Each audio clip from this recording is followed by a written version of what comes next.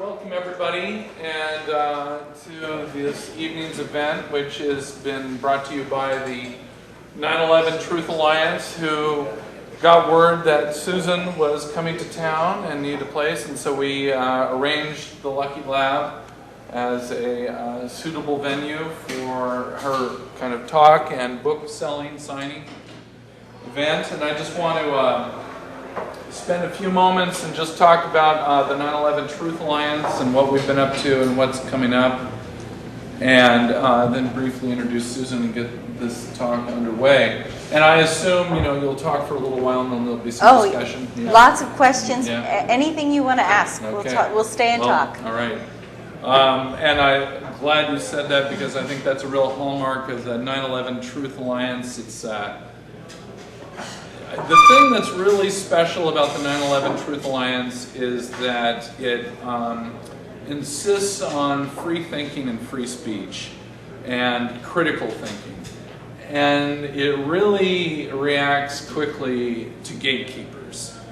And when these phrases come up, and a lot of people don't know what they mean offhand, but once you've studied the events of 9/11/2001, it's been almost 10 years now, one realizes that there are all these cliches that you can throw up. We're in the Matrix, it's 1984, it's all sorts of highly controlled, highly spectacle is being thrown at the public in a very coordinated and nefarious manner, in a way to get the populations of the world to be docile and not think and be afraid and do what they're told and not speak out. And the 9/11Truth Alliance is one of the few groups that refuses to stop speaking out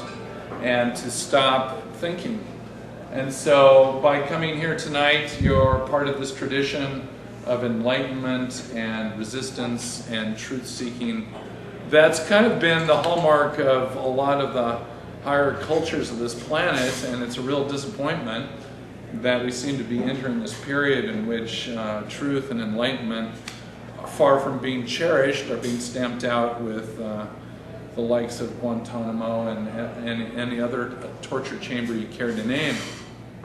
So, anyway, if you want to talk about these things, you can come to the 9/11Truth Alliance meeting, which every Saturday morning at 11 o'clock at the True Brew Coffee House, which is on southeast Milwaukee, just south of Powell Boulevard, on the east side of the street. I don't remember the exact address.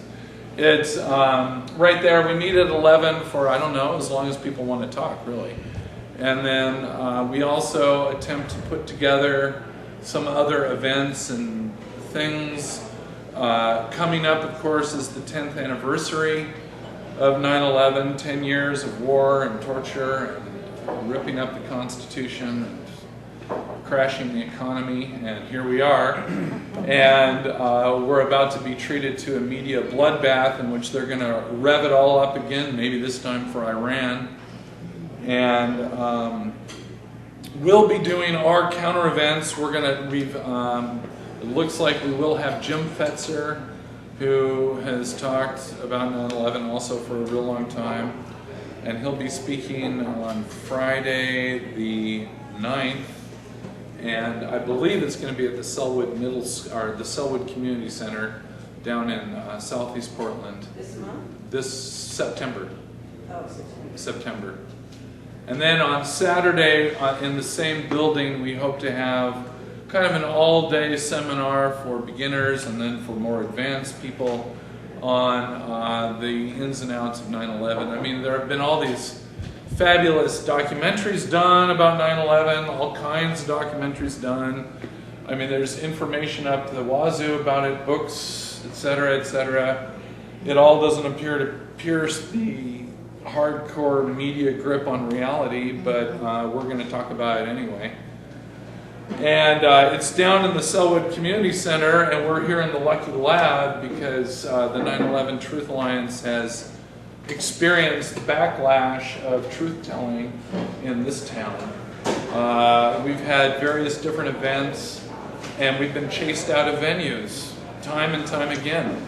Chased out of venues, one after another, and you know, this is the reality of where we are right now. I mean, liberal friends who we thought were liberal friends turned out to just be liberals, and they appear to be just as more in favor of Obama and bombing Libya and attacking Yemen and, you know, shredding the Constitution and instituting, you know, rendition here in the United States, and I guess employing Guantanamo tactics at Pelican Bay and other supermax prisons now in the United States, where there's a hunger strike, which you also wouldn't know about unless you like kept your ear extremely close to the ground.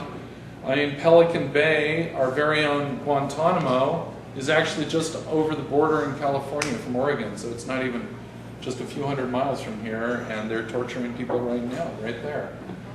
So anyway, it's a dark time, but I'm really happy that we're still able to practice our free speech rights and have a speaker like, for now, like Susan Lindauer, who has had her own story to tell of being in the fold of the national security state and then kind of being kicked into the hole for not going along with it. Yeah. And I'm really excited to hear her talk about it. I've heard a few of the prices she's had to pay with her family and others, so it's like whenever you really start telling the truth, you've got, I mean, you know, I hate to be so doom and gloom, but you've got to be prepared for the consequences. There are some serious consequences. And, but at the same time, keep in mind that it's not all about now, it's never always been about now. We're dealing with the future now, and we're fighting for the future. And, you know, that's where we're at. So, here we go. Thank you.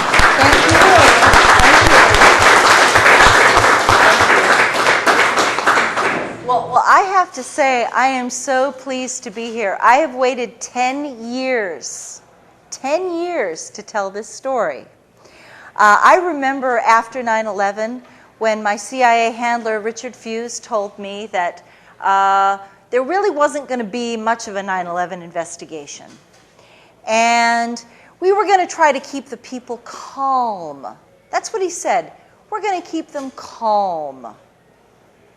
And I said, what do you mean? He said, well, we don't really need them to know everything that we were doing before 9/11. And I said, well, why?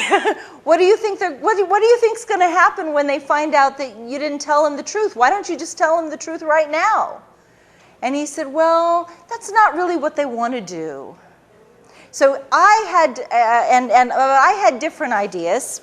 I will tell you straight off the bat that right after 9/11, my CIA handler received a $13 million payoff from the 9/11 investigation that was supposed to be money used for the Iraqi, to secure Iraq's cooperation. And I ended up getting indicted on the Patriot Act. I was the second non-Arab American ever indicted on the Patriot Act after Jose Padilla. And my crime was in opposing terrorism and going to Congress, and I had spoken to the staff of Senator John McCain and Senator Trent Lott, and I had pounded them. I called their chiefs of staff, their legislative directors, and their foreign policy people, and I said, I'm an asset who covered Iraq and Libya at the United Nations, and I have a story to tell, and you need to hear what I have to say. And within 30 days, I am not making this up, this is actually, thanks to the Patriot Act, all of my phone calls to these offices are taped by the FBI, so I can actually prove that they occurred. And I have the dates, I have the actual phone conversations on tape. And within 30 days of those conversations, I woke up to hear the FBI pounding at my door, and I got up out of bed and I looked out the window, and there are men in flak jackets in my porch. And I open the door, and they come into my house, and they're like, Ms. Susan, and the FBI agent is shaking. He's shaking. And he said, you are Susan Lindauer, you are hereby notified, you are under arrest on the Patriot Act. And I said, what? You have the right to remain silent, anything you say, et cetera, et cetera. He read me my Miranda rights, and I was just like, What are you talking about? I'm making coffee. You know, I'm not a bank robber. I'm not a drug dealer. I'm not a murderer. I haven't broken any laws that I can think of. And I have no idea what you say that I've done. He said, well, your attorney will explain it to you later on. Okay? Okay. That began a 5-year indictment, 5-year nightmare on the Patriot Act. I was never taken to trial. In 5 years, I was allowed 1 morning of testimony with 2 witnesses. The 2 witnesses were a former chief of staff for a congressional member of Congress, and my old friend Park Godfrey, who verified the 9/11 warnings that I'm going to talk about tonight. And I'm going to tell you, and then I'm going to let you guys ask a lot of questions, and I know you're going to have a lot of questions. I'm going to do my best to answer as honestly as I can. I do not have all the answers, but I will tell you up front that I believe there was both the hijackings, and that does not mean that I'm right and you're wrong. I believe there were both hijackings and a controlled demolition scenario, and I'll explain to you how the whole thing fits together. And you may disagree, and that's okay if you disagree with me.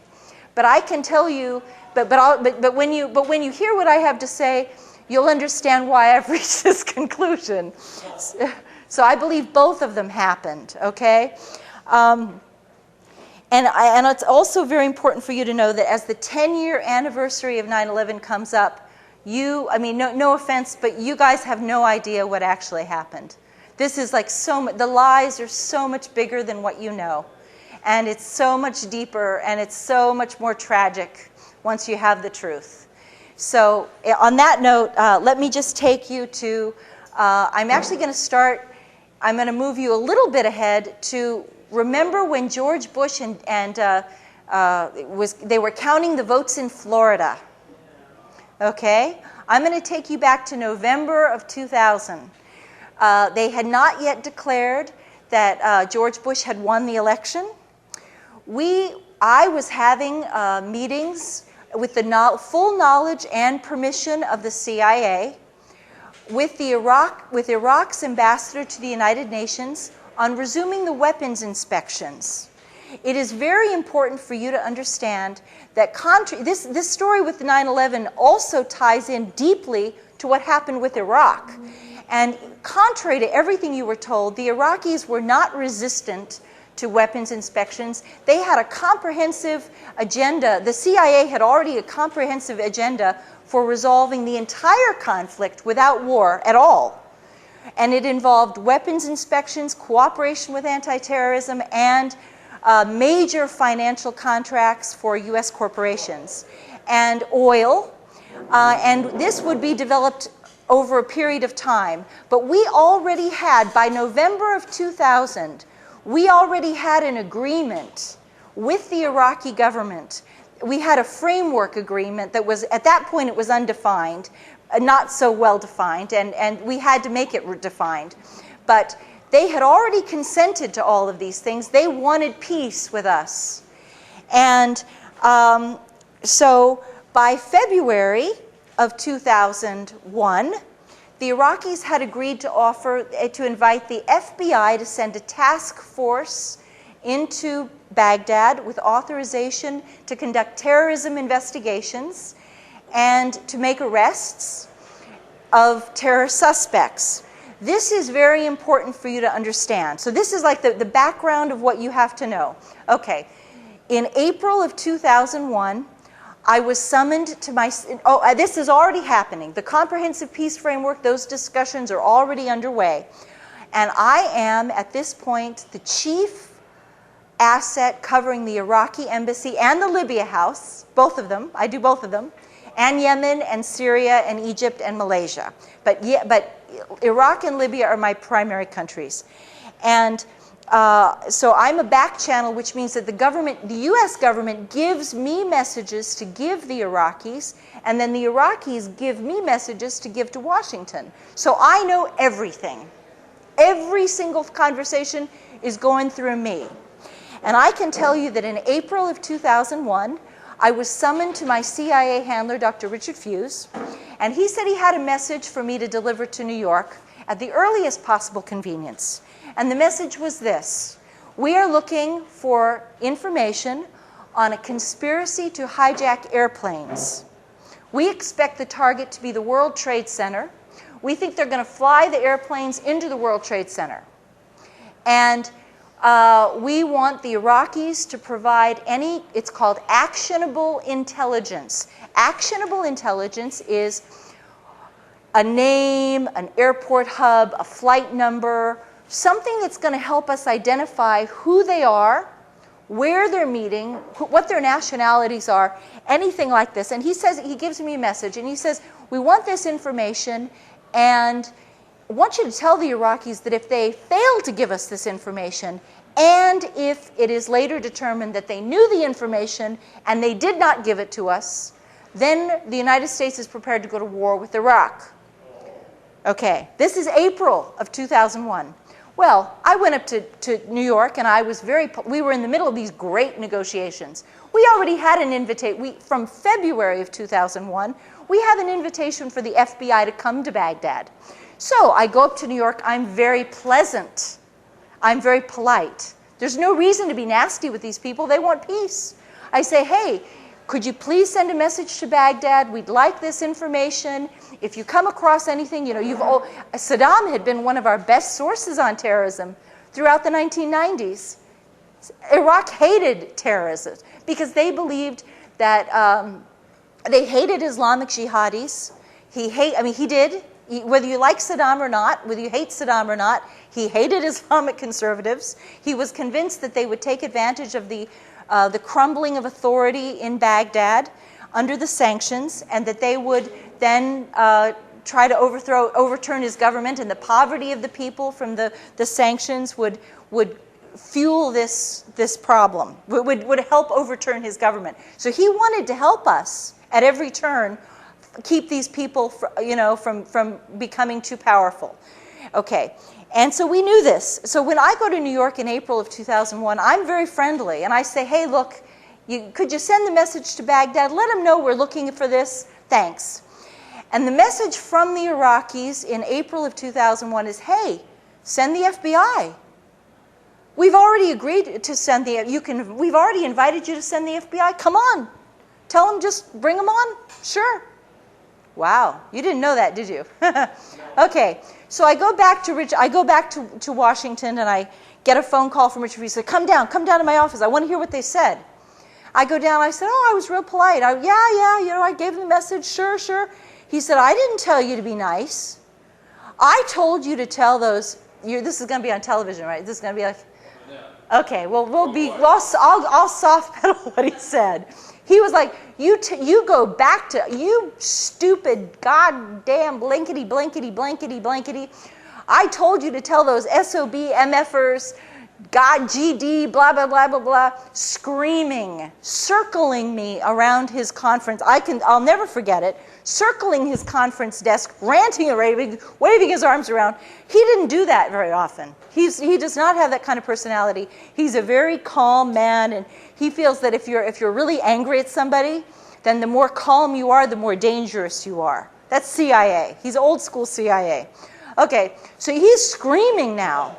And I go back, he's like, you go back to New York and you deliver the message exactly the way that I told you to deliver the message. And I said, well, Richard, I don't want them to think I'm threatening them because, I believe in negotiations and conflict resolution. He said, no, I don't want them to think you are threatening them. And he said, I don't want them to think I am threatening them. I want you to tell them this threat of war originates at the highest level of government, above the CIA director, and above the Secretary of State. That it would be 3 men: President George Bush, Vice President Dick Cheney, and Secretary of Defense Donald Rumsfeld, and no one else. Those are the 3 people who are threatening war. And I want to be really clear about the message that I was ordered to give them. We demand that you turn over any fragment of intelligence outlining a conspiracy involving airplane hijackings and a strike on the World Trade Center. If you withhold this information, if we discover that you have withheld this information and the attack occurs, then we will bomb you back to the Stone Age. You will be bombed harder than you've ever been bombed before. You will be destroyed. You've never been hit the way we're going to hit you now. Okay, so I went up and I delivered that message. This is May of 2001. In June and July, practically every single week, my CIA handler, Dr. Richard Fuse, and I talked about 9/11. And it was very clear that the intelligence community was being prepped for two things. One, to expect airplane hijackings. Now, I have to be honest with you, because I know a lot of you are interested in the controlled demolition. They prepped us to expect the airplane hijackings. They told us about it. Like my CIA handler demanded that Iraq had to give us this, and they insisted that if it happened, there would be dire consequences. Now, what you're going to see in my book, and we have more copies of my book outside. We've got more here too. There was something else going on that summer that was really beautiful. This peace framework that we had been working on was magnificent. It was turning out just glorious for a peace dividend. The Iraqis were now offering the weapons inspections, which of course the United States had very rigorous standards for the weapons inspections.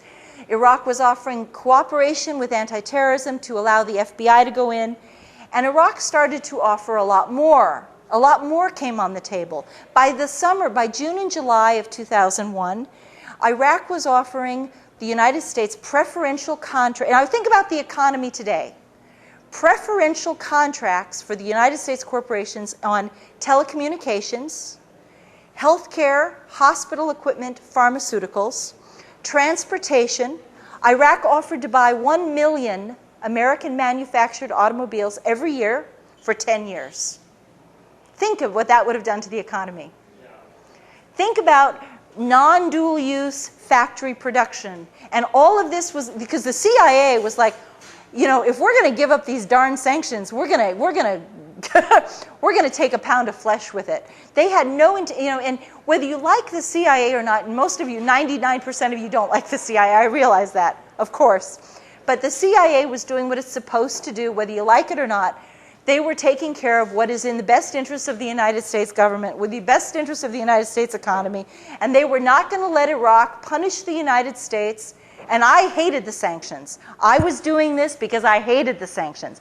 I was doing it because they had destroyed education. They wiped out literacy in a single generation. They destroyed the hospitals and the healthcare system. Iraq performed the second heart transplant in the world, and we wiped them out. Okay? 11,000 people died every month. By the end of 1996, 500,000 children had died of sanctions, and they only counted 5-year-olds and younger. They didn't even count the 6-year-olds because the United Nations was holding back the numbers. And after that report in December of 96, they stopped counting it. The United Nations never published another report on the deaths. So frequently what you will hear is that only 500,000 children died, but in fact they continued to die, and approximately 1 million children died. They were babies. They weren't even alive when the first Gulf War happened. This was an offense against, this is genocide. This is a mass genocide. So that's my motivation. But the CIA did not have my motivation. They were out to make sure that the United States was not going to be punished for what they had done. And I was like, and believe me, by this point, we just wanted to get rid of the sanctions. The Iraqis were like, if that'll get rid of the sanctions, you bet. We'll give them anything they want. So before 9/11, you could have had every single thing you possibly could dream of. And if the CIA could have thought of more to ask for, we would have. We would have asked for, it was shameless. Okay, so you have peace that's breaking out in the Middle East. You have the 9/11 warnings. And then in August of 2001, we went into high activity mode. I can tell you the exact day, on August 2nd, and after I tell you this, I'll open it up to questions. On August 2nd was the Senate nomination hearings for Robert Mueller to head the FBI. He was going to be the FBI director. And I was on the phone with my CIA handler, Richard Fuse, and I said, there's not one single terrorism investigation this man hasn't thrown. Oops. That's okay. He threw the Oklahoma City bombing investigation. He threw Lockerbie. And I said, this man should not be the FBI director when this next attack occurs. And Richard Fuse said to me, my God, what if there is no FBI director when this happens? I said, do you think it's that soon? Do you think the attack is imminent? He said, oh yeah. He said, it's absolutely just in the next couple of weeks. He said, I don't want, and I said, well, God, Richard, I'll go back to New York right now and I'll pump the Iraqis and see if they've got anything from Baghdad. I'll see if they have any news for us. And he said, oh my God, Susan, do not go back to New York City. It's too dangerous. We are expecting the use of a miniature thermonuclear device. And they were not afraid that I was going to be hurt by like falling debris in the World Trade Center. I wasn't going to be at the World Trade Center. They were afraid of radiation contamination, like the winds blowing the radioactive stuff. And that's what he was like, don't go up there. We're expecting mass casualties. And I said, well, Richard, I'll go up the day after. I can tell you the exact day. It was a Thursday. And I said, I will go up to New York on Saturday and I'll report to you on Monday. And we'll just find out if the Iraqis have anything to give us. I went up to New York. The Iraqis said, ain't got nothing. We don't know. We don't know anything about this. You keep telling us about this. The only way we know about it is because you're talking about it. But we don't have any information to give you. And if we did, we understand the consequences. We know that if we don't help you, you're going to go to war with us if you think we did. And if there was anything we could give you, we would do it. So I go back and I report that on August 6th. On August 6th, there is a memo to the president telling him that this is a high security threat, that it is an emergency level, that it's imminent. Okay. At my meeting with Richard Fuse does something very important. He tells me that because of my direct contacts with Iraq and Libya, I should be the one. I am perfectly positioned, because everyone likes to think that Iraq and Libya are involved in terrorism to begin with. I should be the one to contact U.S. Attorney General John Ashcroft's office. And I should tell them that we're looking for what's called an emergency broadcast alert across all agencies, seeking any fragment of intelligence involving airplane hijackings and a strike on the World Trade Center, identified specifically. And I make that phone call. My conversation with Richard Fuse is August 6th. Probably August 7th, August 8th, I call them. And immediately I talk to I have a private phone number. See, you guys couldn't get this number, but I have it, okay? I have the number inside the Attorney General's office. I'm not calling a switchboard. I'm calling his private staff, okay? I'm calling his government liaison office. No, that's not true. I call his private internal office. There are about 20 members of his private staff. His legislative director is there, his government relations person is there, but I call inside that office. And they give me the office for the phone number for the Office of Counterterrorism. They say, repeat exactly what you just told us and tell them. I am told that John Ashcroft said, oh, those CIA people keep talking about terrorism and they keep talking about this darn airplane hijacking and they're so paranoid, and why do they keep bugging us about it? That's what I'm told they said. But I did what I did. And when I did that, I apparently tripped some wires, because it denied the White House, it denied the Justice Department and the Attorney General's office of deniability, plausible deniability. And that's very important. And that is why they came after me so hard and tried to destroy me utterly, because they could not admit to you that we had absolutely anticipated this thing. We knew it was going to happen exactly as it did go down, with one exception. And here's where and then I'm going to finish this, and then I'll open the floor to questions. What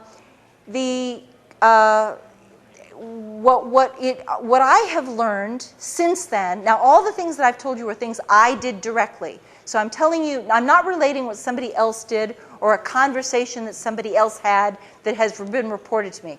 This is direct primary knowledge from my own experience. But what I'm going to tell you now is from somebody else, okay? And so I distinguish these two things. I have been told that by somebody who saw the videos that at the World Trade Center on from approximately August 23rd, and it could have been August 22nd, it could have been August 24th. Okay, approximately August 23rd until approximately September 3rd. And again, it could be September 2nd. The spooks can be weird about this stuff. Okay, they could say, well, it wasn't September 4th. So no. No, it could have been September 3rd, okay? It could have been September 2nd. Within a couple of days of this, my friend says that at approximately 3 o'clock in the morning, strange vans, and there were just maybe 3 of them, he said, that not just a couple. The way he put it was a couple of vans. So we're thinking 3, possibly 4, but most likely 3. A couple of vans arrived at 3 o'clock in the morning after the janitorial trucks had left the building. It's very important because they were able to identify the vans according to make, model, color, and there were no markings on the vans. But the janitorial vans did have markings. And so they were able to distinguish that these are not the same vans. And they know how the janitorial trucks left the building, and they actually tracked the paths that the janitorial trucks took to drive home. Like the janitorial workers were driving down certain roads to get over to their houses, and the CIA, or the FBI, the NSA folks tracked those people home. And he was quite convinced that these are not the same trucks. And between the hours of 3 o'clock and 5 o'clock, these trucks had never been in this building before. It was an anomaly. Definitely, it wasn't like it was going on for months and months and it just continued. They showed up for 10 days, 10 or 11 days approximately, then they were never seen again. And that's when they believe they wired the building. And they do believe, and my friend told me absolutely it was a thermite bomb with, it was a thermite bomb with potential sulfur in it. The sulfur makes it, the important thing about a thermite bomb is it is an extraordinary heat-reducing bomb. Okay, it takes steel and it creates molten steel. So it takes beams of steel and it turns it into molten steel, and it just everything underneath just sinks into the ground like what you saw. And it is a special U.S. military grade weapon. Okay, it is a military grade weapon. It's not something you could make ever in your kitchen or your garage or your living room. It is impossible for you to do this. This is a U.S. military weapon, and so I do believe that helps to explain some of the missing pieces, and I believe this is what happened. They'd known about the terrorist attack for months. There is a long-term advanced knowledge. Assets are being watched. The so-called terrorists, whether you want to think of them as whether they're real, Mohammed Atta was an asset trained by the United States government, supervised by the United States government. And I can assure you that assets, and I'm speaking directly from my own personal experience, assets are heavily controlled individuals. I was never dealing with Iraq and Libya without somebody paying extremely close attention to me at every stage, and my phones were tapped. I mean, at some point they had wired my house. When they had the handover of the 2 Libyan men, I went down to my basement the same day that they handed over the men, and my ceiling of my basement had been torn out, and there were cable wires dangling from the ceiling, about a dozen cable wires. And I had a contractor come over to my house, and he said, "Wow, somebody really put a kick-ass stereo system in your house. That's amazing." He said, you have these wires going to every single room of your house, even in your bathroom. And I was like, ew, But he was like, he said, it's everywhere. He said, you must have like a stereo system that just, rocks in this house. So anyway, but the point is that assets, there's no way that these assets could have functioned without everyone knowing every single detail of what they were doing. There's no way they could have hidden. They could not have disguised their actions from their handlers. Even if they tried to disguise it, it wouldn't work. Believe me, it wouldn't work. No, it's impossible. Impossible. And so it's more likely that they were using Mohammed Atta to guide the conspiracy, to track the conspiracy, and then they discovered that they were bozo pilots, they were clowns, they weren't any good at this flying stuff, and now they had an agenda. And the agenda was that when this attack happened, they were going to go to war with Iraq. But oh gosh, we've got a problem now. Because the problem is they're not going to be able to do the job. Uh-oh. Oh, what a bummer. We're not going to be able, see, here's the thing about all, and I'm speaking now, again, from experience. The 1993 World Trade Center attack killed 5 people. The bombing of the USS Cole killed 12 people. And once the smoke clears and the catastrophe, the chaos is over, and the noise is done, it's pretty, it's like, it's all, there's not a lot of damage that would certainly not enough that would allow a government, a pro-war cabal, to throw itself into a new war with Iraq, which they wanted to do. They'd already decided to do it. And so that is the motivation. The thing is, there can never be any police officer will tell you, there is no crime without a motive and opportunity. And we had both. So it's not like they just spontaneously wired the World Trade Center. They knew it was coming, and they wanted to make sure that they had maximum damage when it hit. They knew they were going to use the airplanes as the cover to demolish the building. So it's not, a lot of people in the 911Truth community have gotten kind of, at first, when I first broke this news, they were like, a lot of people attacked me, and they said, you're saying there were airplane hijackings. No, there was a demolition. And I'm like saying, no, there's both of it. Both things happened. They knew this. They knew the airplanes were going to be hijacked, so they used it as a cover for to guarantee maximum destruction because they already knew the consequence of war.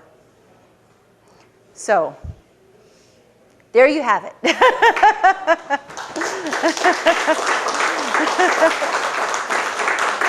Sure. And okay, yeah.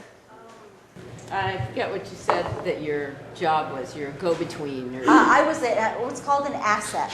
Right. Okay. I was an intelligence asset. I was supervised by handlers for the CIA and the Defense Intelligence Agency. I was not covert. I was covert from your end. Like you guys, the American people had no idea that President Clinton had opened up a back channel because they didn't want you all to know this. But in fact, from the very first meetings that I have at the Iraqi embassy and the Libyan embassy, they were told who I was. They knew that I was a passionate anti-sanctions activist and passionately anti-war. I hated the first Gulf War, had protested the Gulf War, and I wanted to do anything that I could to try to create a communications. They couldn't have a formal communications because of the sanctions. They were officially on the pariah list, and yet they had to have some kind of communications and discussion in order to on terrorism specifically.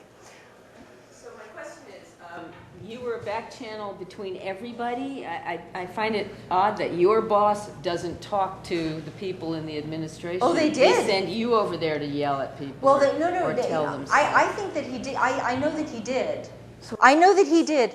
Well, what he did was, I believe, and I could be wrong about this, but I believe that he contributed to the White House memo on the presidential directive instruction request. There's a formal term for that. I'm afraid I don't know I can't remember off the top of my head what it is. He did contribute to that, and he had vastly more information than I did. I was getting all my knowledge from him. But the fact that we needed fast turnaround on this because we thought the attack was within a couple of weeks.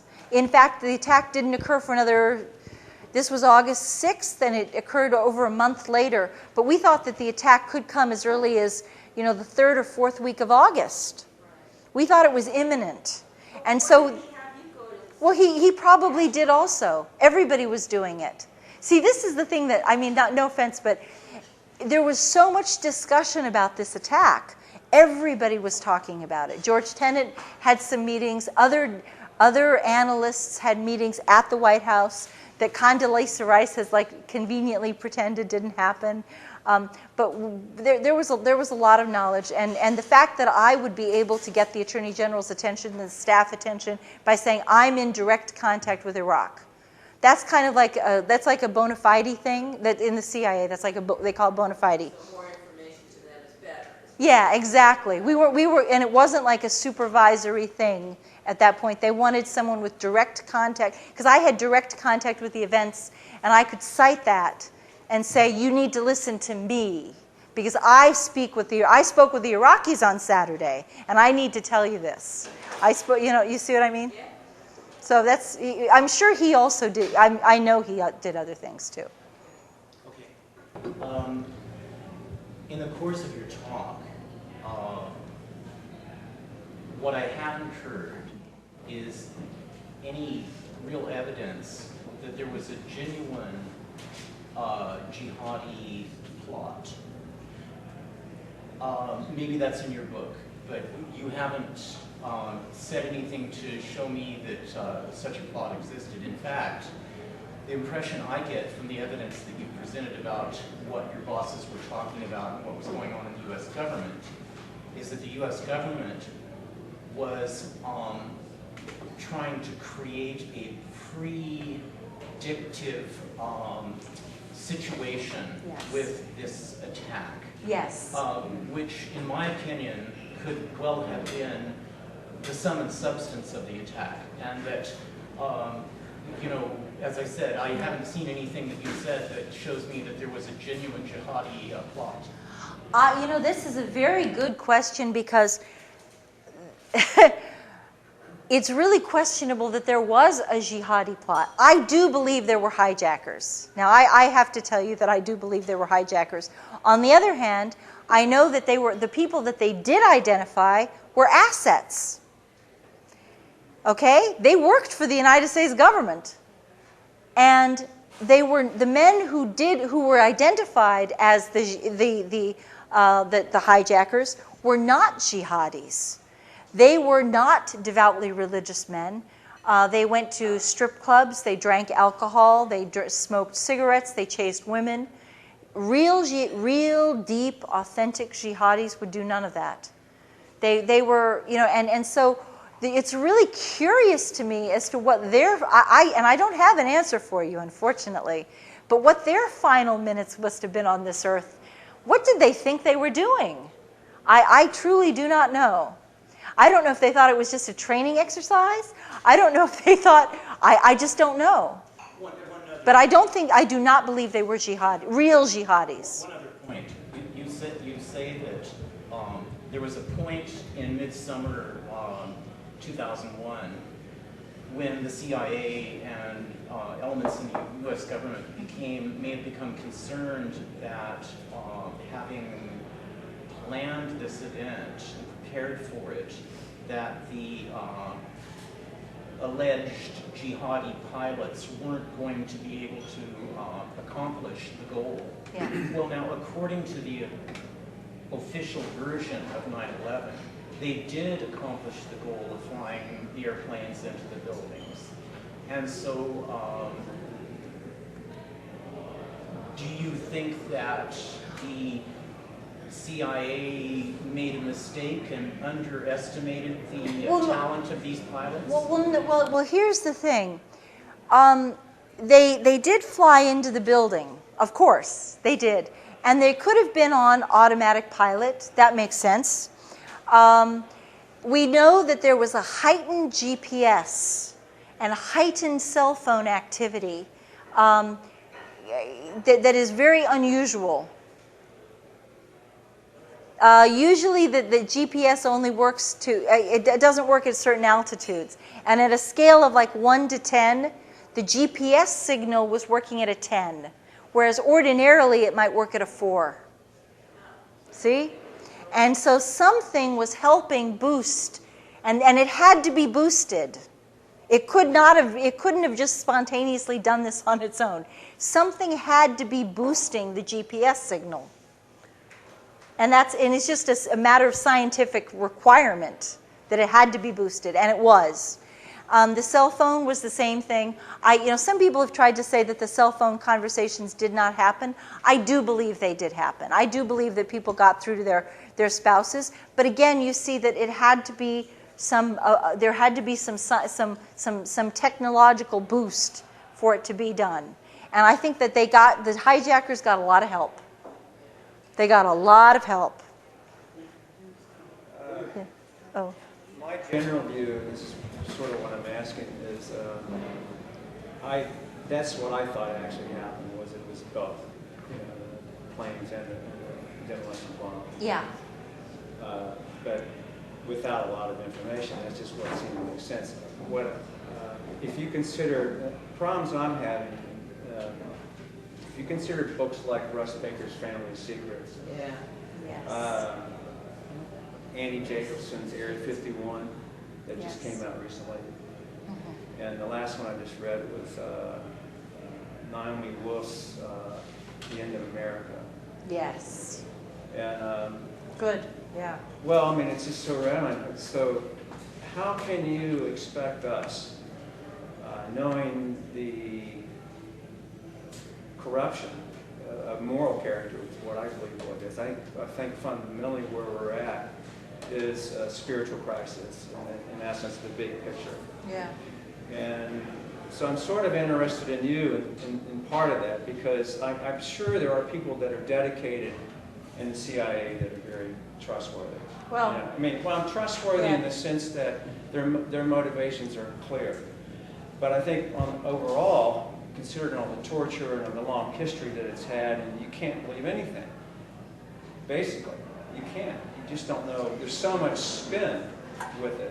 Yeah. And I'm not saying there's not dedicated individuals. I think there are. Sure. I don't think everybody's black and white. Sure.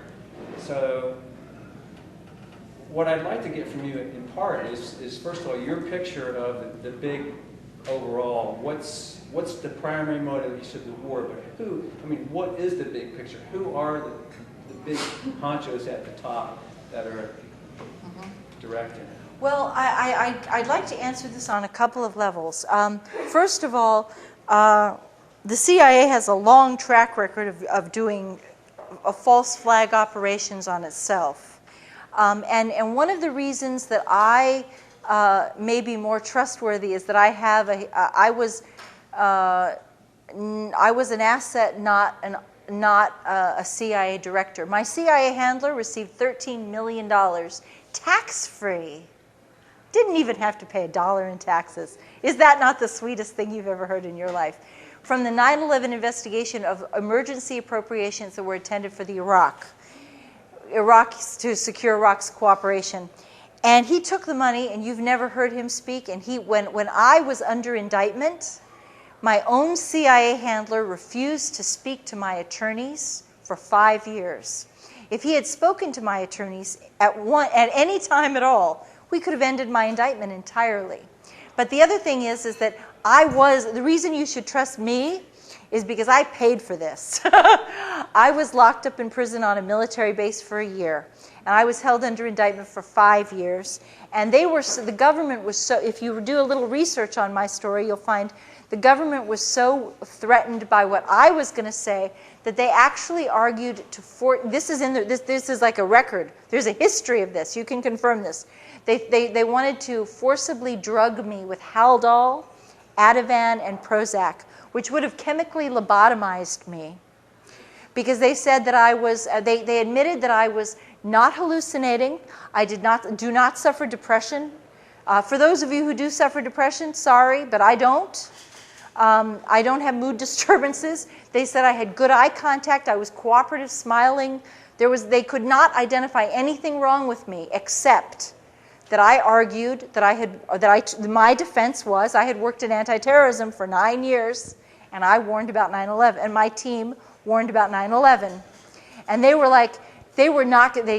tried to detain me up to 10 years. They actually petitioned the court for the right on the Patriot Act for the right to detain me up to 10 years in prison with no trial and no hearing. Imagine that. The government is arguing that we don't have to give this woman a hearing. We can just lock her up indefinitely. And I was the test case on this, and it was horrible. And they wanted to lock me up and forcibly drug me at the same time so that I would be so destroyed. They told the judge that they had no idea how long my cure was going to take, but they wanted it. The judge in my case was Michael Mukasey. Michael Mukasey later became U.S. Attorney General, and I fought so hard, and my beloved companion, sweet, wonderful Jay Fields, who died of cancer, unfortunately, never lived to see me exonerated. He fought in the blogs, and he fought on alternative radio, because the corporate media refused to cover my story. They didn't want to tell you what was going on.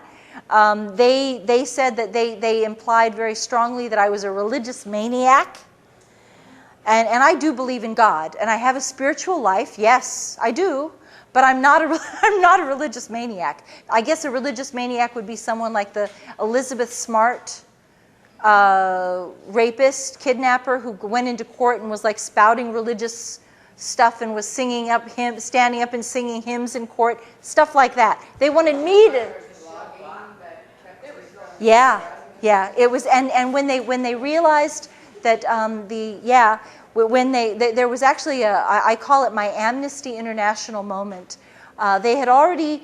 The Justice Department had already petitioned to forcibly drug me, and I was waiting for a decision. And one morning, I was locked up in prison at this point. I had been held on Carswell Air Force Base for 8 months, and then I was moved to the Metropolitan Correctional Center in New York for 4 months.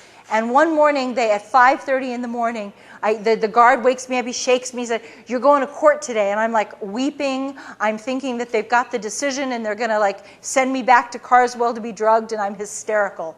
I was absolutely hysterical. And I get into the courtroom, and I'm in a holding cage that's about the size of this table.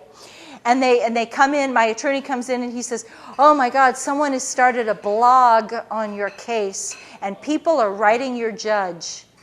They're writing Judge Mukasey. You got to tell your friend to stop doing this."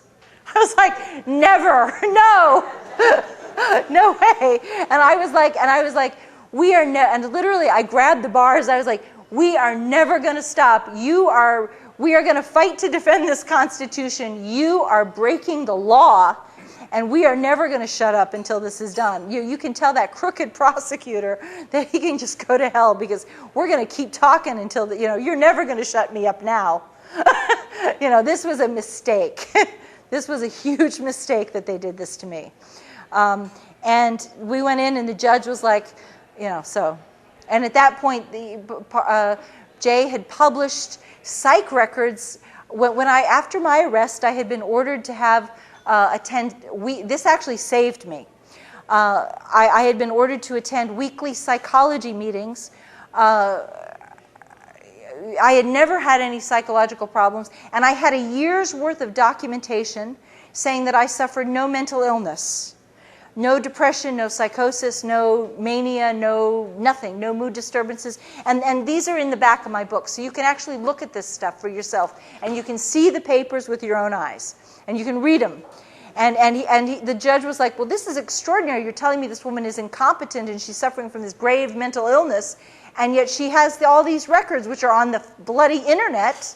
Why are these papers not in my courtroom?"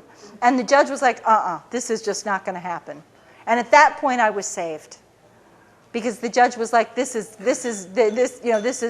woman is not cooperative." If I had been cooperative, they would have done it. If I had been passive, they would have done it. But I'm a fighter, and they still wouldn't give me a hearing. And I know how to fight. I'm an activist and an asset. Believe me, I know how to fight.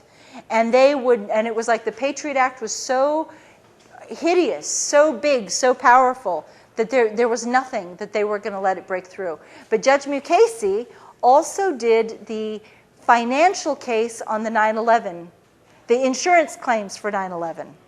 For Larry Silverstein, who went to his synagogue. They both attend the same synagogue. Yeah. Cozy. Cozy. Very cozy. Did Muhammad author willingly sacrifice himself, or didn't he know what was going to happen to him? I do not know. I do not know. See, I wonder about all these things because I wonder if they thought that it was like a practice, or if they thought, this was just like, I do not know the answer to that.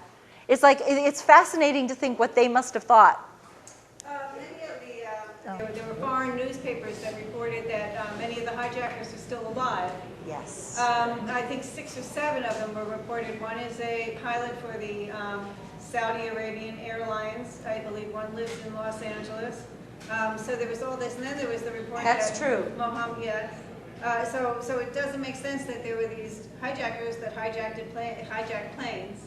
I mean, obviously something is wrong with this story. Yeah. If these people are still alive. I wonder though if it was those. Yeah. I don't have as an asset. This may frustrate. This is probably going to frustrate you. I'm trained to stop where I have. It's very much compartmentalized, and there are certain things that I know from my own direct personal experience that I can tell you, and then there are other things that I'm taught just to draw a line. And it may drive you crazy, but there's some things that I cannot answer because I don't know. And as an asset, I'm told to stop, and to always to distinguish what I actually know from what I don't know. And that's one of the things I don't know. Sorry, but I do believe there were hijackings. But to hold on to the story that there were hijackings. Well, I have do the believe hijackers alive. I don't know this. Well, but we don't necessarily know who the hijackers were. We also have other information that some of the serial numbers of the planes were located several years later, as the planes are still in existence. So there's a lot of really very sketchy, strange. Very strange. There's a lot of strange. And then that plane that went down in Pennsylvania with no plane parts. That was shot down. No plane parts anywhere. There was a plane that was shot down, and I know there was a pilot who shot down one of the airplanes, and he is locked up in prison in Florida right now. What's his name? I don't know. I could get it for you. I will get it for you. I've been told his name before, and I'm actually doing a radio interview with Michael Herzog tomorrow, who's the one who told me about the guy. And I will get that information, and I will pass it to our friend over here, and we'll get that to you. Because he needs help. The last I heard, he was still in. It could be that I hope he's been released. But he may have been released by now. But the last I heard, he was still in prison, and if he is still in prison, it'd be awfully nice if you guys could help him. Who's to gain? Who's to lose? Well, I believe. I mean, the tragedy was that it was so. Before 9/11 ever happened, they already knew about this peace framework, and they already knew that they could have. The United States would receive no punishments at all no punishments. They would not face any problems because of the years of support for the sanctions. The Iraqis wanted the sanctions off so badly that they were going to give the United States everything that they could have wanted. So this is even going on before 9/11 happens, and they were going to give them 1 million American-made automobiles every year. Telecommunications, that would be satellites, phone, TV, the CIA could have been, snooping through all the Middle East phone conversations. It was crazy what they lost. Healthcare, hospital equipment, pharmaceuticals, just on and on, just amazing things. So you're tying that oil. corporatism? Yeah, they could have had everything, even oil. And the only group that wasn't going to benefit was the military-industrial complex, because this would have been peace. This would have been a very prosperous peace. Believe me, the CIA was driving a hard bargain. Anything that we could think to add, and I have to say, again, I'm anti-sanctions, so I know that a lot of people would say, well, that's not fair to do to the Iraqis, and I agree with you. I agree with you. But it was what the CIA wanted, and they were going to have every single thing that they could think to get. And they wanted, and at the same time, we all knew that it would have to be tremendous to appease George Bush, because he was out for, the Daddy Bush fantasy, this delusion. It was a delusion. But the one group that was not going to benefit was the military-industrial complex.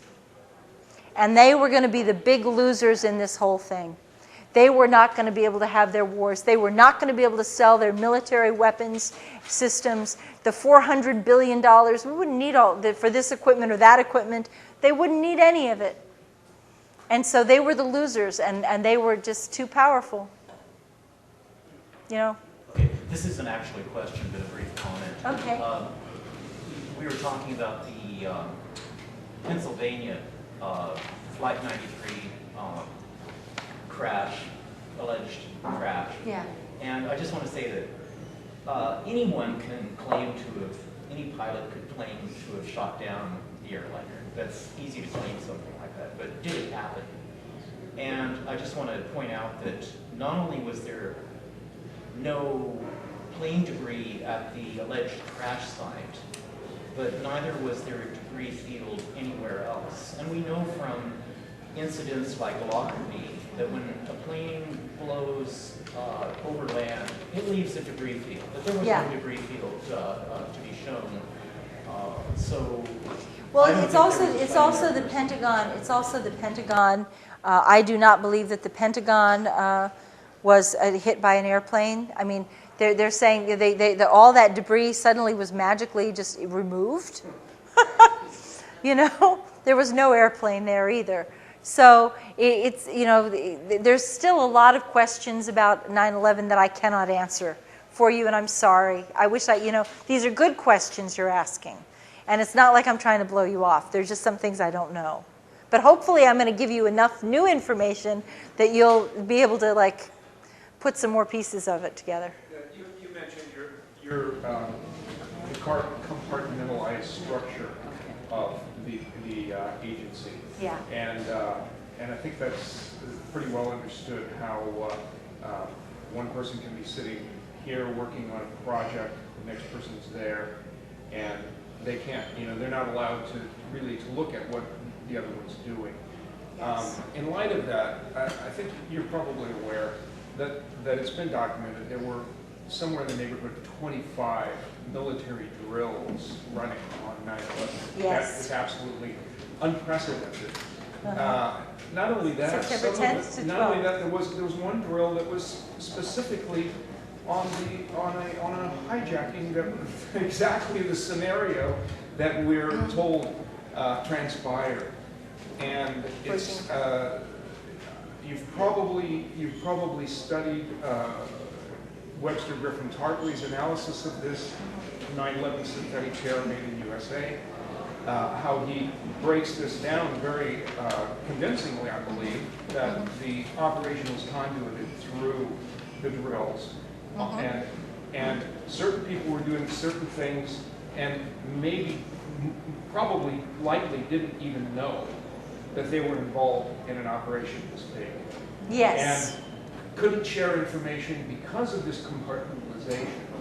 And I'm just wondering if you've had an opportunity to talk after all of your ordeal with anybody else who was able to confirm any of this. Well, I will tell you that the 9/11 conspiracy is based on something called Project Bojinka.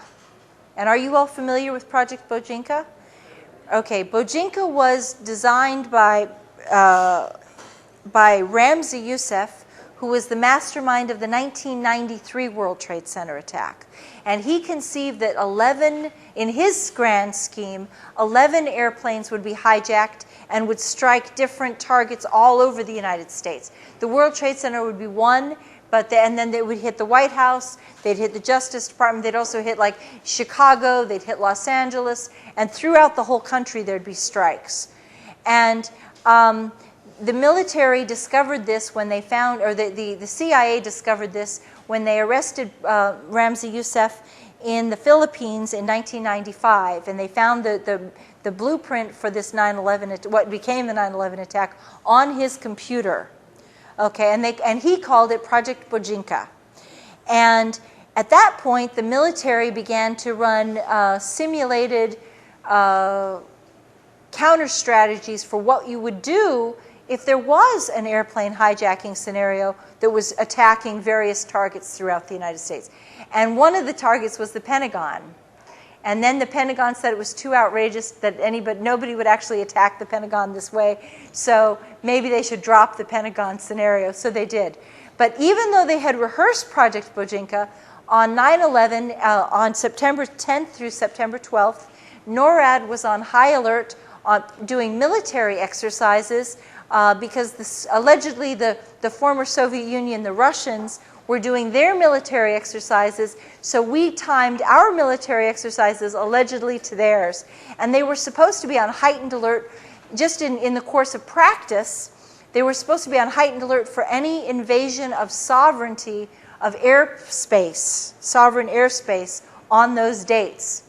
And yet, even though the military was on high alert, they took no action when the airplanes were hijacked, and they didn't scramble. They didn't do any. They broke all of their own protocols.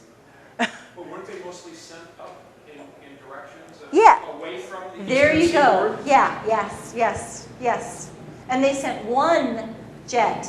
They turned one jet around and sent it after one fighter to go track They were down. already on drills and exercises that had already taken them out and basically left the eastern seaboard Yes. undefended. And Yes. this is supposed to be the smartest military in the world, right? Yeah. There you go. Any they fooled us. consequences for anybody for They not fooled taking me. action afraid? And yeah, exactly. Well, it was embarrassment. Well, I'm talking like, putting someone into prison or something like this.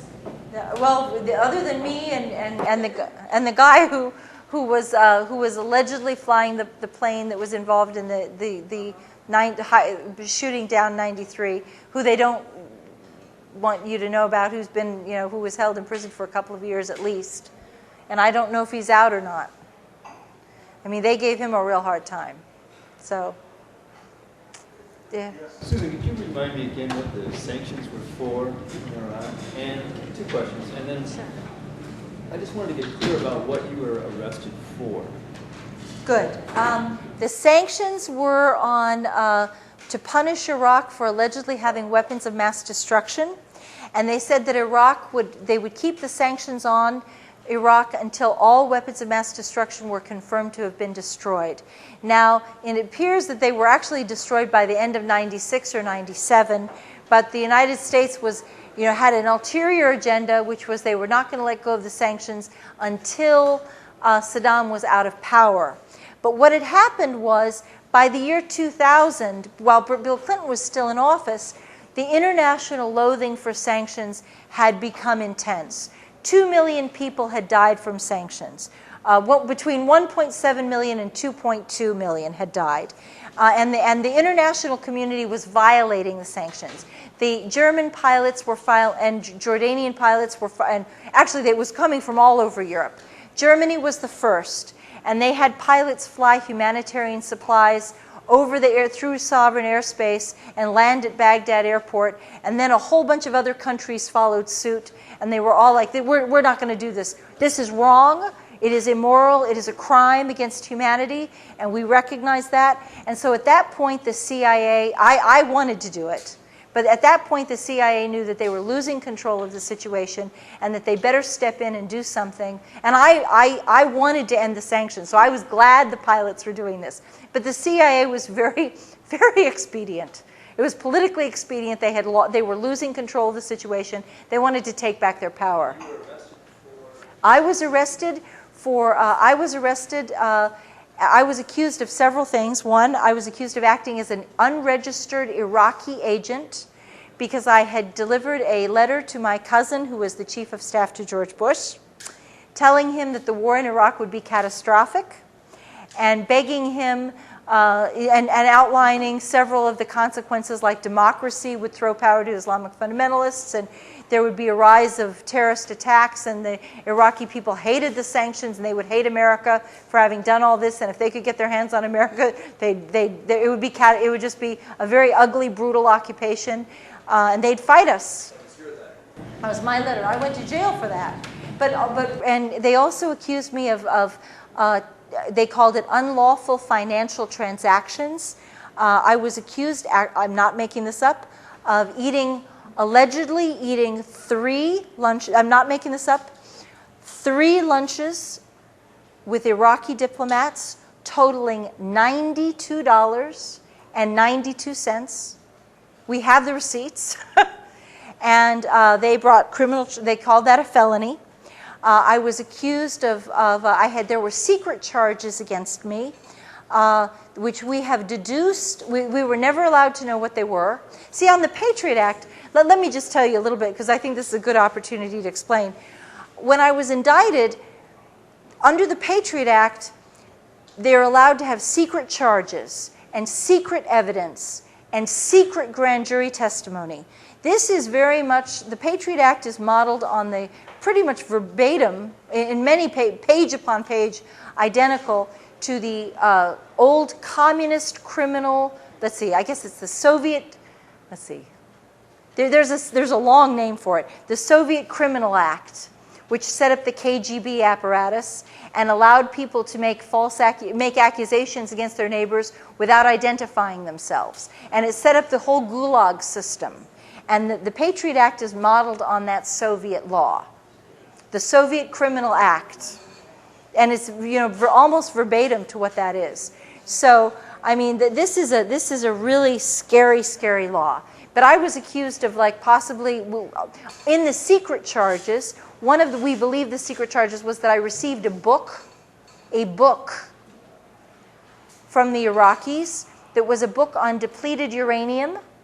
And that was considered classified because if we were to tell American soldiers about the health risks and the rise of cancer rates and birth defects, then it might demoralize American soldiers.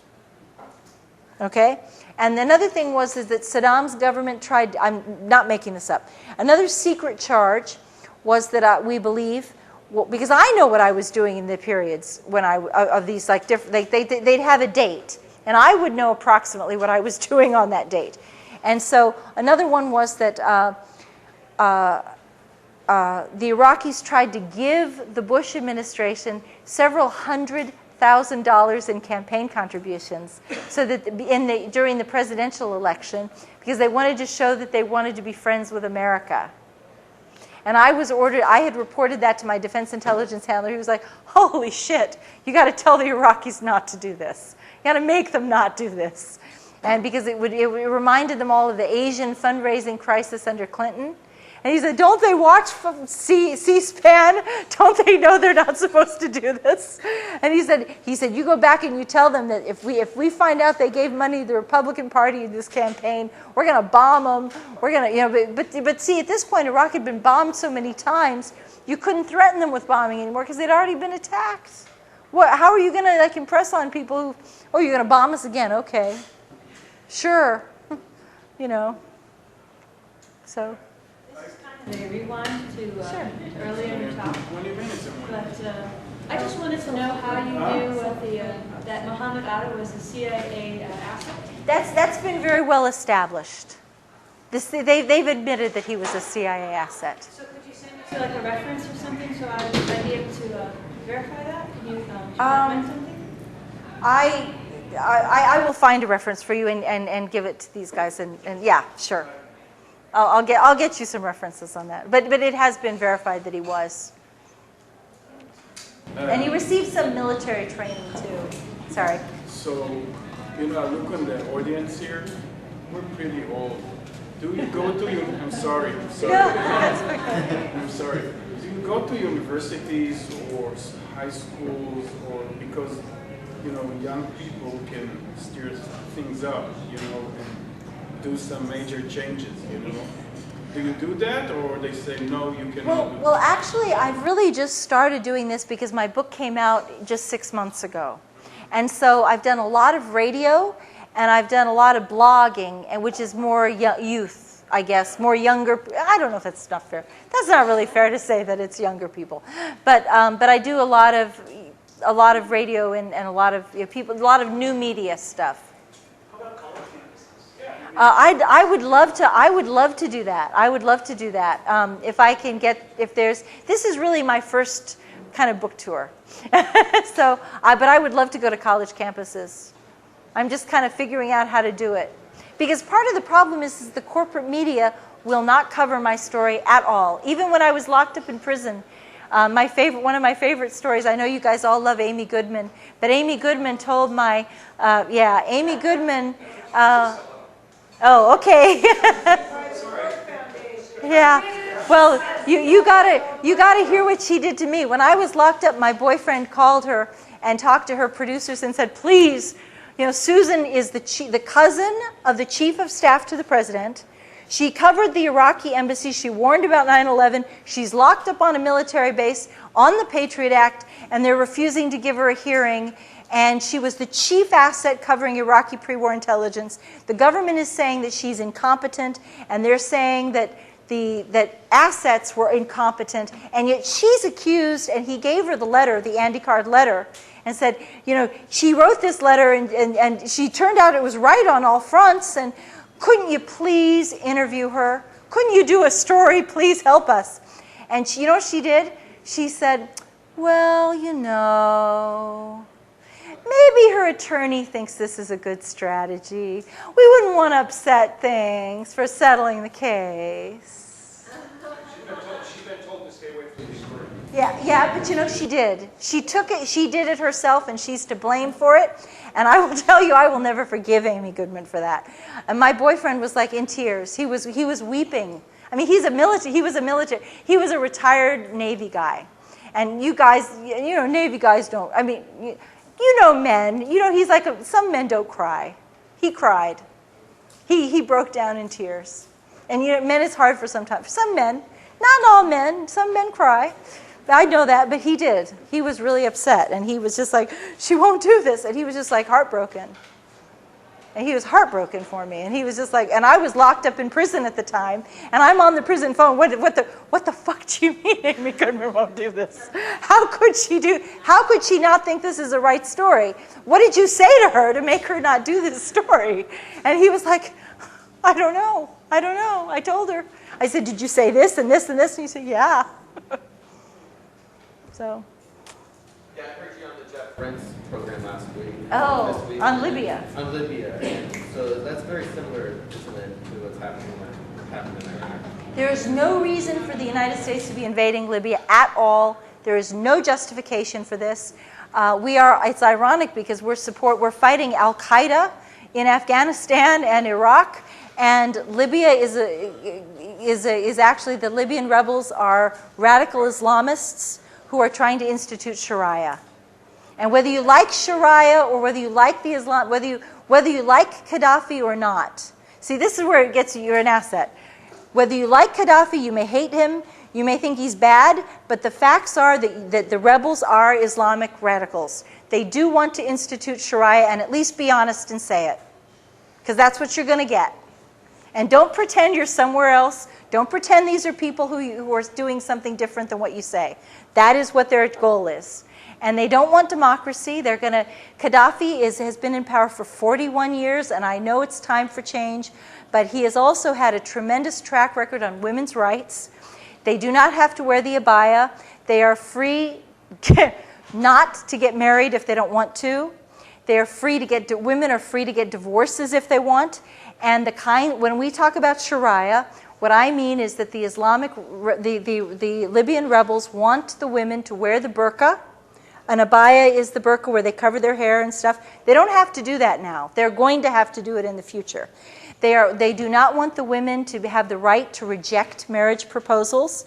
Under Gaddafi's government, an imam actually visits the women before a marriage and sits with them privately, which is really unheard of, and makes sure that the women are not being pressured into a marriage. And if the young woman says that she is being pressured, the imam is, under the law of Libya, the imam has to protect the woman from the abuse of the relatives. And so he has to give her a chance to reject the marriage when nobody is there to pressure her to do it, because this is what happens in Islamic families. Is it NATO facing defeat? Right now, there is a counter coup going on in Libya, in Benghazi, and there's all kinds of dramatic stuff that's happening. So Gaddafi's calling in strikes on each other. Yeah, that's right. Yeah, that's true. So, but it's still, so Hasn't Gaddafi been a pretty good ally for the West in recent years? Absolutely. So why is NATO supporting the rebels if they're in favor of Sharia? I don't understand why NATO is supporting. It is very interesting. Gaddafi has Libyan oil costs $1 per barrel to produce, and the United States had preferential contracts already. The United States and France and Britain all had, they could take as much oil as they wanted. And most of the oil does not come to the United States. It does, however, go to Italy and France and Britain. So it's a major source of European oil. And yet, what Gaddafi was doing was, Gaddafi also has gold.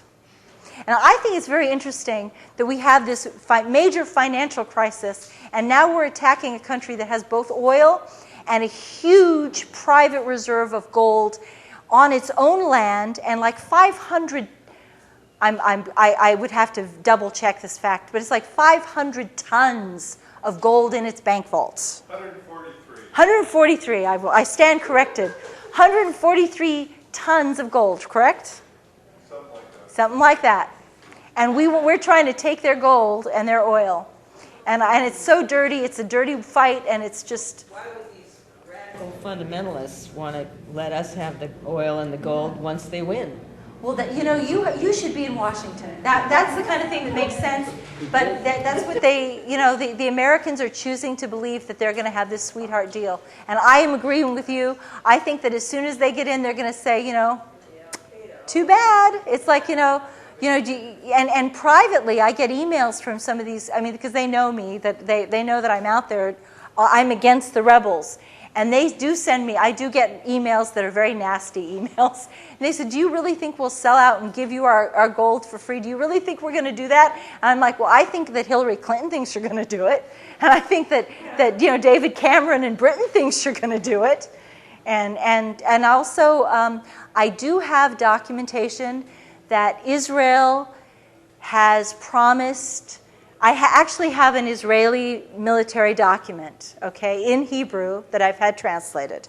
And it says that the Israelis are, okay, this is just what it says, that this is a primary document, and it says that Israel will provide financial support to the rebels in exchange for a military base in Libya, in the Green Mountains.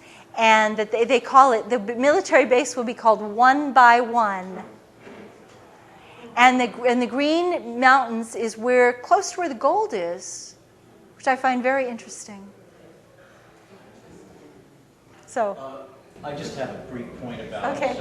There's one woman who's had her hand all night. Okay. Sorry. I'm sorry. Please. And I'm a woman. Okay, that's good. Susan, I'm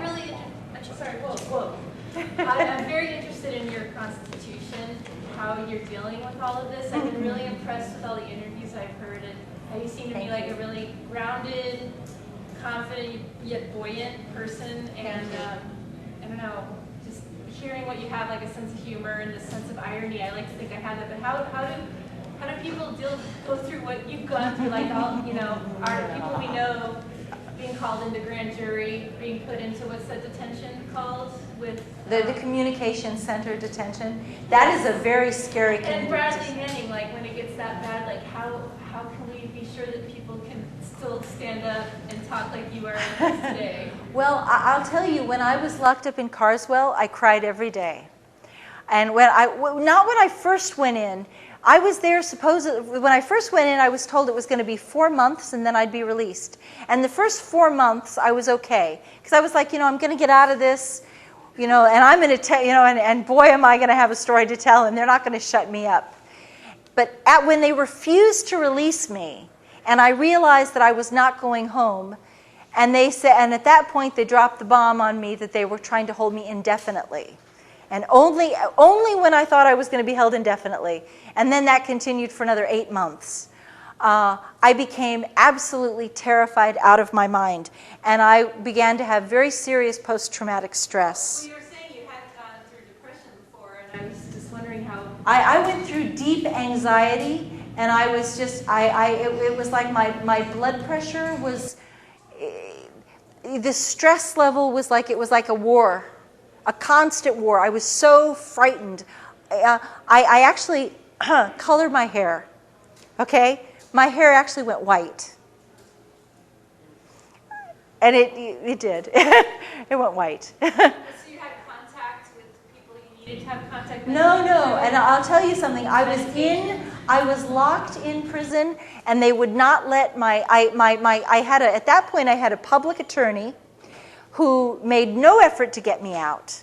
And my uncle, who, God bless his heart, lived in Illinois, was driving 700 miles. He was an attorney, though. He had 40 years of experience in corporate law. So he was not a criminal attorney, but he was an outstanding attorney. He read the law. He read up on my type of law. He studied what I needed to do and to move out of the situation. And he made 3 efforts to see me. But because I was locked up in what they call now they're calling a communications center. Yeah, scary people. Yeah, and all the political prisoners, all the women political prisoners are being held in Carswell. So if any of you guys are ever arrested on the Patriot Act, you'll be seeing the inside of Carswell too. But they don't have to let the attorneys onto the base. And so even though he was both family and an attorney, and he was coming on visiting hours, he was showing up when when other family members were allowed on the base. Like if you were in prison and you would be able to have your family members show up. He wasn't asking for any special privileges. We filled all the forms. It was all reported correctly. He would show up at the base and they would say, "You're going to see that Iraqi agent. You are not coming into our base. No, there is no prison here." And then they said there was no visiting hours on the weekends. And other people were going right around him and they said, "You can go in, you can go in, you are not going in." And he drove 700 miles in each direction. And believe it or not, there's an affidavit from him in the back of my book. And so it's all, what I'm telling you is confirmed. It's like, it sounds extraordinary, but it is confirmed. But how did I keep my spirits up? I was terrorized. I was absolutely frightened out of my wits. And it was such I'm just jubilant that it's over. That it's just, I did have a wonderful, loving companion who died. He died 2 days after the court granted my request for a hearing. For 4 years we lived together, and he fought for me to have that hearing. And then as soon as he had cancer at the end, and as soon as he found out that we had the hearing, he died. 2 days, he didn't even live 48 hours after that. And so then I had to have the hearing without him. And that was like very traumatic, but he always had this attitude that was really cool, which was, he hated self-pity, and he wasn't going to tolerate it. And he was like, you chose your values, and you have to, and he had this attitude. He was like, you chose your values, and when you believe in something, you have to be willing to pay the price for your values. And you have to take your consequences. And he said, you should be, if you really believe in what you did, then you should be proud of yourself. And don't let these people take this away from you. So that was his attitude. So. Just one last question. Sure. I'm just not familiar with the word asset. And Robin asked that question too. Can you just help me clarify what that really is? Is that like a secretary? Or no. An asset is like an operative. It's like a field operative, except an asset is a human asset is the eyes and ears that goes into the situation, into the room, and has direct contact with events.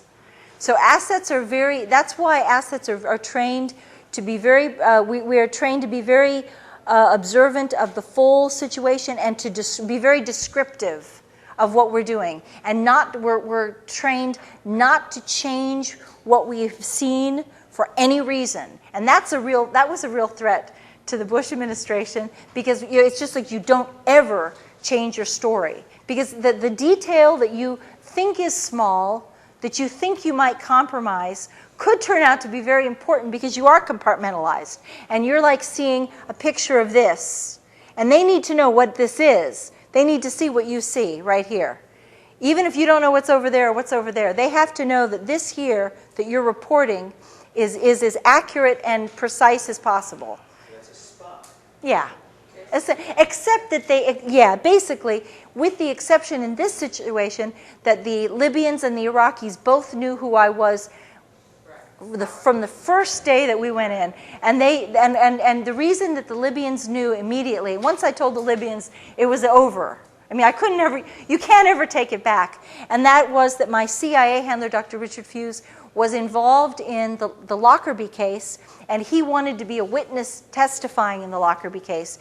And so we were starting, before I ever went to the Iraqis, we started talks for the Lockerbie trial with Libya, and we wanted the Libyans to know that if they would accept the trial, that his testimony would help exonerate their people. So then I had to tell them who I was. And so they knew, but I remember the first conversation I had with Mr. Amara at the Libyan embassy. He's like, we want to know why you are here. This is a very important question. It requires a very important answer. And so he was like, we want to know, what the heck are you doing? Because you people just didn't, in 1995, when I established contact with the Libya house, people just didn't wander into the Libya house. Believe me. And if I had not been an asset, the FBI would have arrested me the minute I came out of there. So they were told not to touch me. So after you were locked up for a year, and then it was 5 years total that you weren't allowed to say anything? Well, 5 years I was under indictment. Okay. So when you're under indictment, anything you say can and will be used against you in a court of law. However, what they had done was very clever, because when I was released from prison, the corporate media told everybody I was crazy. I had been declared, quote, incompetent to stand trial. And so I must be, there must be something really wrong with me, so most people wouldn't listen to what I had to say anyway. So what happened for the next 4 years? And then did anybody say anything when you were starting to come out with this? And have you ever heard from anybody at your Mr. whatever his name is at the CIA again? Well, very good questions. I was actually under indictment for 18 months before I got sent to prison, and then I was held for a year. So when I am released from prison, that's actually the halfway mark of my case. Then I found another attorney, and it took him about another 18 months. It took try to understand what I'm saying to you. 2.5 years I'm under indictment, and I'm released from prison. For another 18 months, the court refuses to grant me a hearing after I've been released from prison. Because I get another attorney, he says, I can take her case, I can work with this woman. As far as I'm concerned, she is competent to help me assist in this defense. She is capable of assisting in her own defense if I'm taking it. He went into court, he stood in front of the judge, he assured the judge that he could work with me, this was not going to be a problem. Because the reason anyone's declared incompetent is if they're not capable of helping their attorney in the case. What kind of court was it? U.S. Federal Court, Southern District of New York. The first judge was Judge Michael Mukasey. He then retired, and a new judge took over, Loretta Preska. Her husband worked for Daddy Bush. There's a surprise. So after that, sorry, what happened until now? Oh, and then so we did have the hearing in June of 2008, right before the presidential election in November. And we had begun doing radio, people like Michael Herzog at Oracle Broadcasting, Republic Broadcasting. The internet radio was giving me a lot of attention. And they were and they were helping to defend me. And when we had my witness testified in court about the 9/11 warnings, then it exploded out more. But again, the most people, but on the internet, people who pay attention to the internet do know this story. And then they began to talk about it a lot more. But then my case continued another year. And my CIA handler, I'm told, has said that he's very sorry for he thinks it's really a shame what they did to me. He feels sorry for me. He does not feel sorry for what he did, but he says that I'm very sorry that they screwed Susan. But he didn't give me any money for my legal defense. Did you hear anything from anybody about the book? Oh, when I do radio interviews, there are funny things that happen, like my phone will cut out, and it'll just go dead. Like I make sure that I have my batteries charged and all this stuff, and the phone will just drop out, and just the battery will just disappear. Or if they can't kill the phone call, sometimes there'll be like a loud beeping noise, beep, beep, beep, and all the way like through an hour interview without stop. It'll just continue all the way through. Directly came up and threatened your publisher? Or... Oh, well, I have had to self-publish it. Okay. Because the corporate press was like, they're like, no one wants to hear about 9/11. No one wants to hear this. And then we were afraid. We did have some smaller publishers who were willing to take it, but we were very much afraid at that point that a smaller publisher would be threatened and then they would close the book and they'd stop it. And so I decided that the safest way to go forward would be to self-publish it, and with my, hopefully, by the time you realize I've got 700 footnotes, I've got the documents in here, I've got, the affidavits in there, and now I'm safe because no one has sued me, no one's threatened to sue me, and so hopefully in the future, if I write a second book, then hopefully they'll pick up this one and both of them will be distributed. So, thank you. Anyway, this is like